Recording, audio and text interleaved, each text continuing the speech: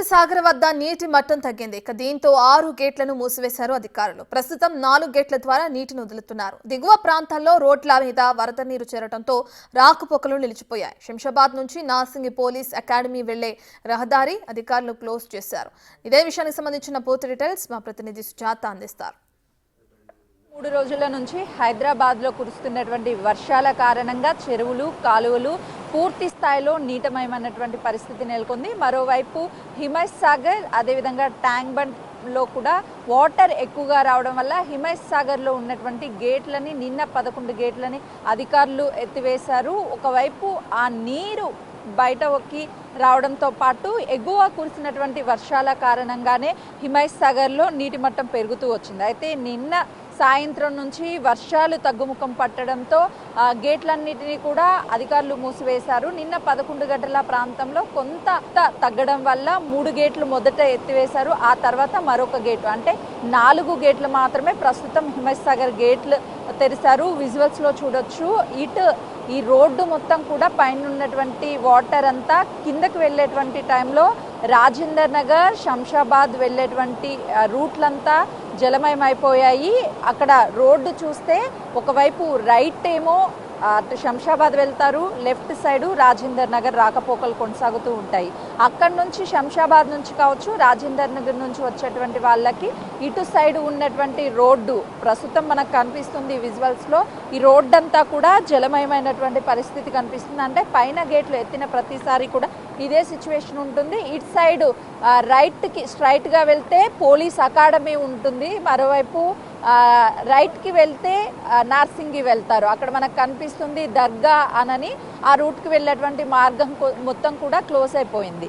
ఇక్కడికి ఈ జలకళ చూడడానికి చాలామంది కూడా పర్యాటకులు ఇక్కడికి వస్తున్నారు. కానీ లోపలికి రావడం ప్రమాదకరంగా ఉండడంతో రోడ్డుకి ఇరువైపులా పోలీసులు ఇక్కడికి ఎవరిని రానివ్వకుండా అడ్డుకుంటున్నారు. ఒకవైపు రాకపోకల్ని కూడా పూర్తి స్థాయిలో బంద్ చేసినటువంటి పరిస్థితి నెలకొంది. అంటే ఈరోజు రేపు వర్షం పడితే మరికొన్ని గేట్లు తెరిచే అవకాశం కూడా చాలా స్పష్టంగా కనిపిస్తుంది. అయితే ఆల్టర్నేటివ్ రూట్స్ని ఇప్పటికే అటు పోలీసులు సూచించారు. అధికారులు కూడా ఇక్కడికి ఎవ్వరూ రావద్దు, ఈ ఏరియా మొత్తం కూడా ప్రమాదకరంగా ఉంది అని చెప్పేసి అటు అధికారులు భావిస్తున్నారు. కానీ రోడ్డుకి ఇరువైపులా అటు శంషాబాద్ కావచ్చు, ఇటు నార్సింగికి వెళ్ళేటువంటి రూట్స్లో మాత్రం పోలీసులు కట్టుదిట్టమైన ఏర్పాట్లు చేశారు. ఎవరిని లోపలికి రానివ్వకుండా వాహనదారులకు కూడా ముందస్తుగానే ఎటు నుంచి వాళ్ళు ఆల్టర్నేటివ్ వెళ్ళాలని రూట్లని దగ్గరుండి చూస్తున్నటువంటి సిచ్యువేషన్ ఉందనే చెప్పుకోవాలి. ఒకసారి మనం చూస్తే మొత్తం కూడా హిమత్ సాగర్ గేట్లు 4 గేట్లు తెరిచిన తర్వాత నీటి ప్రవాహ స్థాయి ఏ విధంగా ఉందో కనిపిస్తుంది. నిన్న 11 గేట్లు ఎత్తినప్పుడు కనీసం ఇప్పుడు నేను నిల్చున్నటువంటి ప్లేస్లో కూడా రానటువంటి పరిస్థితి ఉంది. క్రమేణా గేట్లు క్లోజ్ చేయడము, 4 గేట్లే తెరవడం వల్ల పెద్ద ప్రమాదంగా అయితే ఏమీ లేదు అని చెప్పేసి అధికారులు చెప్తున్నారు.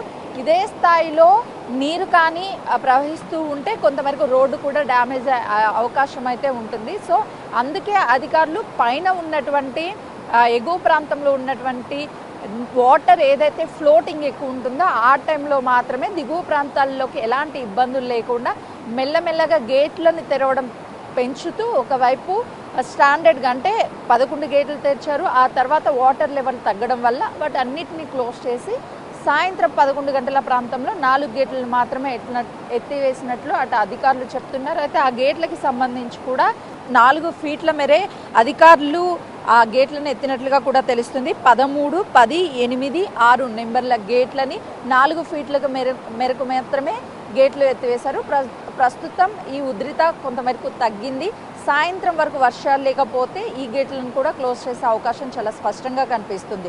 కానీ ప్రయాణికులు మాత్రం జాగ్రత్తగా ఉండాలి, ఎవరు ఇటు రావద్దు అని ఇరువైపులా బారికేడ్స్ని పెట్టి పోలీసులు అక్కడ వాహనదారులను లోపలికి అనుమతించకుండా ముందస్తుగానే జాగ్రత్తలు చెప్తున్నటువంటి పరిస్థితి నెలకొంది. కెమెరామెన్ శ్రీనుతో సుజాత, హిమత్ సాగర్.